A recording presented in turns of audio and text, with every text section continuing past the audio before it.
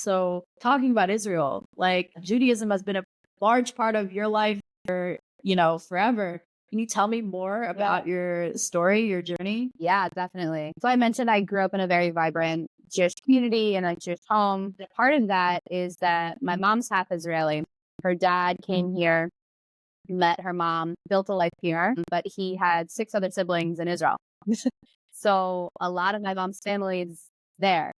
And the first time we went as a family was 2002 during Passover. And if you know your history, that's like towards the end of the Second Intifada. So it was a very testy time to be there. And I was younger. I think I was about 8 when we went. And I vividly remember my cousins being like, yeah, so you're not going to Jerusalem on this trip, but you should come back.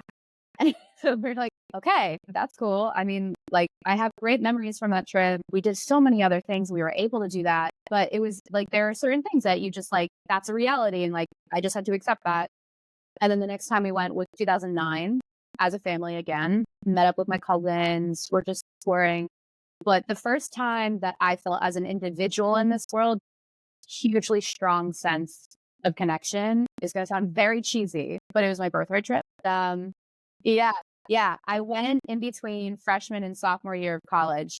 And it was the first time that I had to ask and answer questions as an individual and not as part of a family. And when I look back at my life before then, I realized that I was kind of like on autopilot Judaism of this is how I was brought up. It makes sense to me. It's not that I don't ask questions, but I'm not asking questions as to why this makes sense because it makes sense to me. Okay, cool. But there are a lot of questions asked on that trip that really made me think about why Israel and Judaism is important to me as Abby in this world, right? And it opened my eyes as to how big of an influence it's had on my identity. And so after that, I declared Judaic Studies as my major and I went and started interning and I started working for the community. And like, it was a huge part of what I choose to do with my time in my life.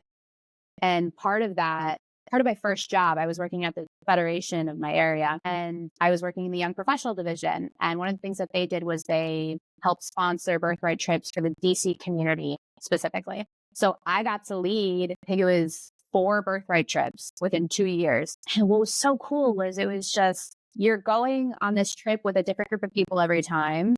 And even if you're going to the same spots, it's never the same thing because you're with a different group of people at a different point in your life, at a different point in time. There's different things happening. And the conversations that you have are vast and deep and profound. And I just led another birthright trip in May to June of this year.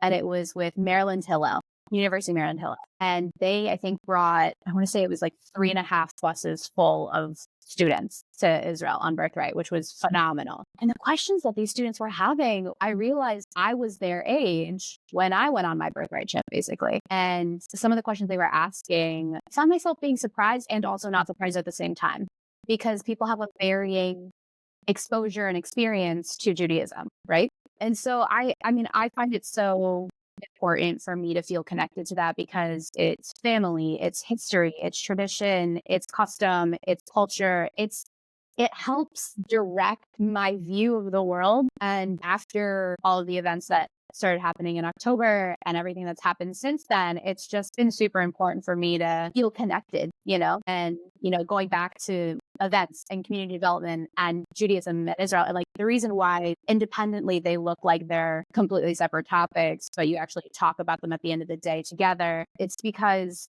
I've seen such a vibrant wave of connectivity between Jews in the world. And I think that that's beautiful. And that's something that I aim to create with every event that I do for the people that attend that space.